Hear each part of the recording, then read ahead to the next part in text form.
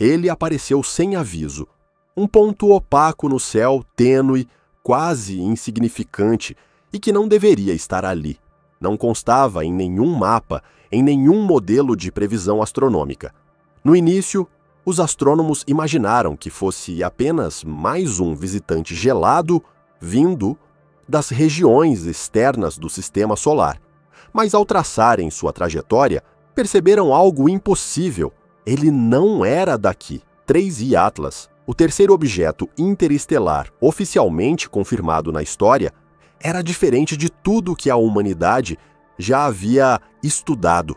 Ele não se comportava como um cometa, não refletia a luz como um asteroide e certamente não obedecia às leis conhecidas da física clássica. Mas as coisas tomaram um rumo muito mais sombrio quando o telescópio espacial James Webb voltou seus instrumentos para ele. O que capturou não foi apenas estranho, foi aterrorizante, porque aquele objeto, longe de ser um visitante comum, parecia esconder segredos que desafiam tudo o que pensamos saber sobre o nosso lugar no universo. E agora, o James Webb confirma o que muitos astrônomos já suspeitavam. Isso não é um cometa. Pode ser algo muito, muito pior. 3I Atlas não foi descoberto por acaso. Foi descoberto por contradição. Os telescópios só começaram a rastreá-lo depois que ele já havia penetrado profundamente no sistema solar. Algo incomum para um corpo de seu tamanho aparente. Sua trajetória era hiperbólica, uma assinatura clara de origem interestelar. Mas o que confundiu os cientistas foi a estranha uniformidade de sua aproximação, diferente de Oumuamua, que girava de forma errática e não apresentava nenhum sinal de sublimação. 3I Atlas era cercado por uma densa e perfeitamente simétrica coma, uma nuvem que se expandia não de modo caótico, como em cometas tradicionais, mas em uma formação estranhamente estável. Ainda mais inquietante, o núcleo não parecia girar. Faltavam as variações típicas de brilho que indicam rotação. Isso sugeria que, ou seu eixo estava alinhado de forma perfeita com o ponto de observação, algo estatisticamente improvável, ou havia algo interferindo em seu movimento natural.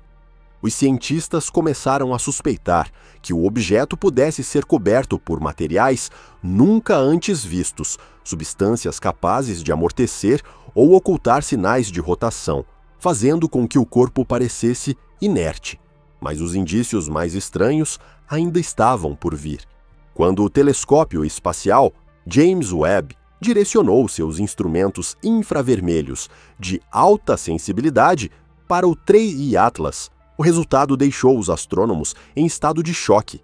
Os dados espectrais revelaram algo sem precedentes. Não havia nenhum indício de vapor d'água. Para um objeto envolto em uma coma tão espessa, isso era impossível de aceitar. Em cometas comuns, a radiação solar causa a sublimação do gelo, liberando gases e poeira, formando longas e caóticas caudas que se estendem por milhares de quilômetros. Mas o 3I Atlas não exibia nada disso. Em vez disso, ele emitia uma quantidade colossal de dióxido de carbono, mais de 70 kg por segundo, produzindo um brilho avermelhado e deslocado no espectro, algo jamais visto em visitantes interestelares. Essas emissões não apenas eram fortes, eram assustadoramente consistentes, sem os jatos aleatórios ou explosões irregulares típicos da atividade cometária natural. Mais perturbador ainda, a coma ao redor do núcleo era uniforme em todas as direções, sem sinal de turbulência ou assimetria. Era como se o objeto controlasse intencionalmente suas emissões, mantendo um perfil estável. Um pesquisador do Webb chegou a descrever o fenômeno como assistir a um sistema de exaustão de espaçonave operando em modo de baixa combustão. A implicação disso era devastadora.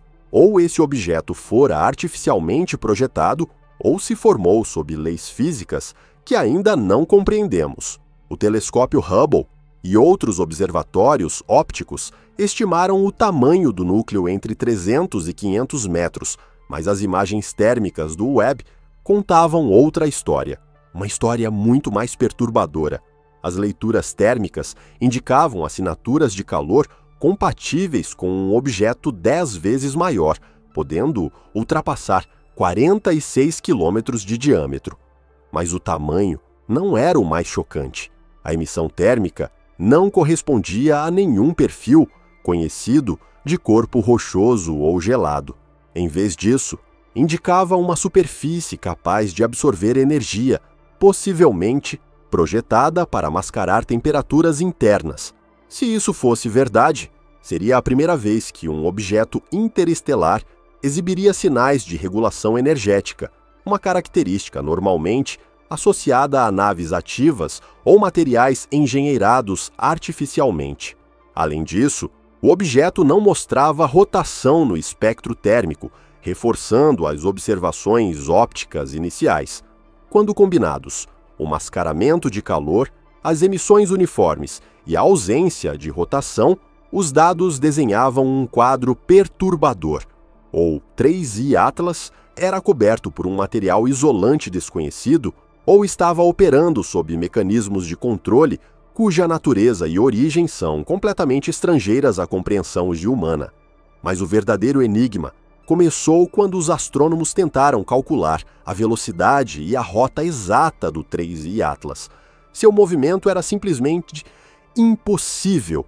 Ao entrar no sistema solar, ele viajava a mais de 60 mil quilômetros por hora, uma velocidade altíssima, mas ainda compatível com objetos interestelares naturais. O problema surgiu quando ele acelerou de forma súbita e inexplicável ao se aproximar do Sol. Essa aceleração não poderia ser explicada apenas pela pressão da radiação solar. Cometas e asteroides sofrem leves desvios por conta do aquecimento e da ejeção de gases, mas o aumento de velocidade observado no 3I Atlas foi muito mais intenso do que qualquer modelo poderia justificar. Era como se uma força interna estivesse impulsionando o objeto deliberadamente. E, quando os cientistas tentaram modelar esse comportamento, a única explicação possível envolvia propulsão direcionada. Em outras palavras, algo estava controlando o movimento do 3I Atlas. Alguns pesquisadores, desconfortáveis com essa hipótese, tentaram sugerir uma explicação mais simples. Talvez o objeto possuísse uma composição diferente, com materiais exóticos capazes de reagir de forma incomum à luz solar. Mas mesmo essas teorias falharam diante das observações subsequentes. O campo magnético ao redor do 3I Atlas parecia oscilar em padrões, como se o objeto estivesse interagindo com o vento solar de maneira deliberada, quase como um sistema de navegação magnética. E então, algo ainda mais perturbador aconteceu. Os radiotelescópios captaram pulsos regulares de micro-ondas vindos diretamente da direção do 3I Atlas. No início, pensou-se que fosse apenas interferência, mas a repetição exata dos intervalos, com precisão milimétrica, descartou a hipótese de ruído natural. Era um sinal codificado, ainda sem origem ou propósito conhecidos. Os pesquisadores do SETI, o Instituto para a Busca por Inteligência Extraterrestre, analisaram os dados com cautela. Oficialmente, negaram qualquer natureza artificial, mas em documentos internos, relatórios vazados posteriormente, mencionavam padrões de transmissão não compatíveis com fenômenos astrofísicos naturais. E se isso fosse verdade, então o 3I Atlas não seria apenas um visitante interestelar. Seria uma máquina, uma sonda enviada por uma civilização distante. Um artefato observando-nos da escuridão cósmica, registrando cada fragmento de informação sobre a humanidade e talvez enviando dados de volta para quem o criou. Quando o 3I Atlas se aproximou da órbita de Marte, algo mudou. As emissões de energia tornaram-se mais intensas, quase como um coração pulsando no vazio. Os pulsos, antes aleatórios, começaram a seguir uma sequência matemática precisa, números primos, repetições harmônicas e intervalos que lembravam linguagem estruturada. Mas o mais assustador veio depois. Sondas em órbita marciana começaram a detectar ressonâncias, ecos eletromagnéticos refletidos pela superfície do planeta. Era como se Marte estivesse respondendo. A princípio, os cientistas acharam que se tratava de interferência entre sinais de diferentes missões, mas logo perceberam que o padrão era idêntico ao emitido por Atlas, apenas invertido como um espelho vibrando em sintonia. E quando os dados foram comparados, descobriu-se algo inquietante. As áreas marcianas que refletiam os pulsos correspondiam a antigos leitos de rios secos, regiões há muito associadas a possíveis traços de vida antiga. Então, uma nova sequência foi registrada. Dessa vez, o feixe de energia do 3I Atlas não se dirigiu mais a Marte. Ele mudou de rota, apontando diretamente para a Lua. Telescópios do mundo inteiro captaram o evento. Uma linha de radiação concentrada, estreita, precisa, quase cirúrgica, cruzou o espaço e atingiu a superfície lunar. Durante alguns segundos, nada aconteceu. Mas logo depois, sismógrafos antigos deixados pelas missões Apollo começaram a transmitir novamente. Aqueles equipamentos estavam silenciosos há décadas, abandonados desde os anos 1970, e de repente enviaram sinais em perfeita sincronia com o ritmo do Atlas. Pulsos intercalados, milimétricos, como um diálogo codificado. No início, os engenheiros acharam que era ruído. Mas, quando os mesmos sinais apareceram em diferentes bases lunares, separadas por milhares de quilômetros, ficou claro. A Lua estava respondendo. Era como se algo dentro dela tivesse despertado, um eco adormecido, aguardando o chamado certo. Enquanto o mundo tentava compreender, as emissões do Atlas continuaram. Cada pulso parecia provocar mudanças sutis no campo eletromagnético lunar, como se estivesse reorganizando algo sob a superfície. Alguns começaram a suspeitar que a Lua não fosse totalmente natural, que talvez ela fosse um objeto construído, uma estrutura colossal orbitando silenciosamente há milênios. E agora, ao ser tocada pelo sinal do Atlas, ela parecia lembrar o motivo de sua existência. Conforme os dias passaram, os fenômenos lunares se intensificaram. Telescópios de alta potência registraram flashes esverdeados surgindo na superfície oculta da Lua. Não reflexos solares, mas emissões próprias, vindas do lado que jamais vemos da Terra. Esses clarões se repetiam em sincronia com os pulsos de Atlas, como se a Lua estivesse respondendo em código de luz. Cada explosão de energia formava padrões geométricos, espirais, linhas e formas hexagonais, idênticos às estruturas luminosas observadas anteriormente na coma de Atlas.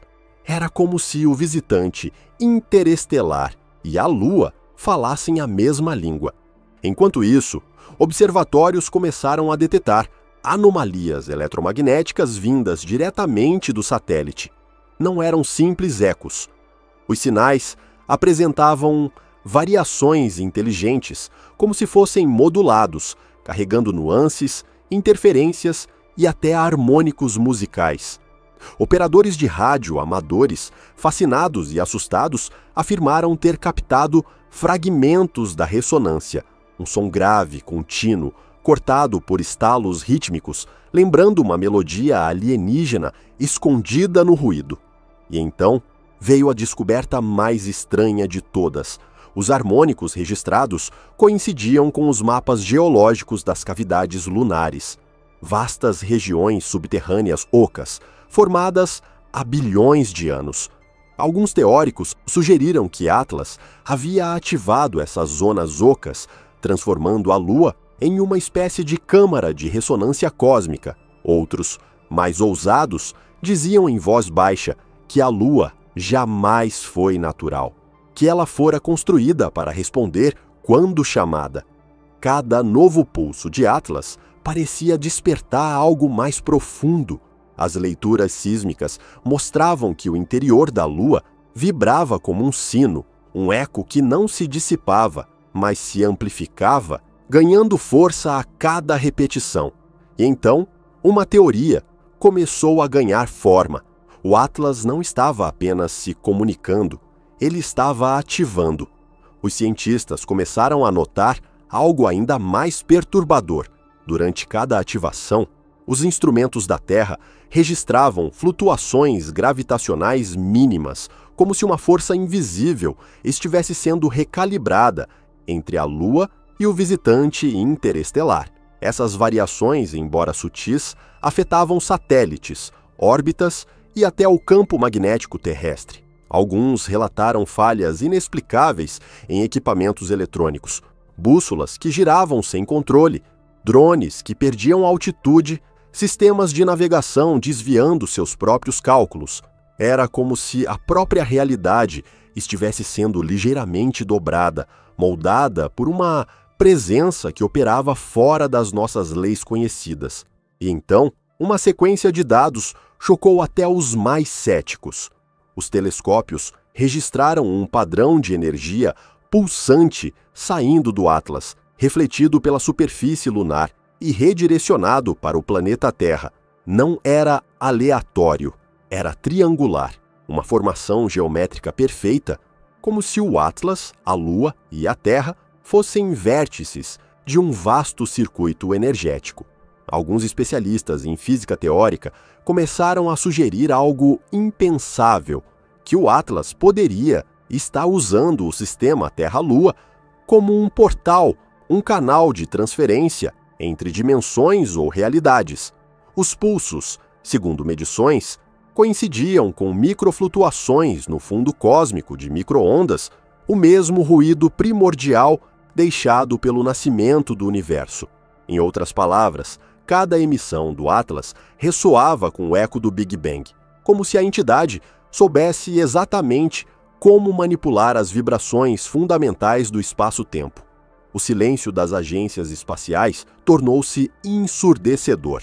NASA, ESA, JAXA, todas interromperam transmissões públicas. As páginas oficiais exibiam apenas mensagens genéricas sobre calibração técnica, mas documentos vazados mostravam algo diferente. Um relatório interno com a marca Nível 5 Confidencial descrevia que o último pulso do Atlas havia causado um atraso temporal mensurável em estações de observação sincronizadas por relógios atômicos. Um atraso de exatamente 0,37 segundos. Pouco, mas o suficiente para provar o impossível. O Atlas não estava apenas interagindo com a matéria, ele estava alterando o fluxo do tempo. Logo após o último registro do telescópio James Webb, tudo cessou.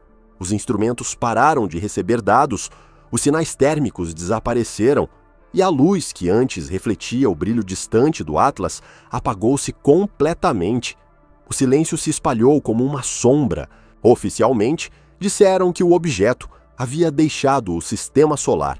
Mas dentro das redes fechadas da NASA, um novo protocolo foi ativado, algo chamado NET passiva, uma grade de satélites projetada não para enviar, mas apenas para escutar.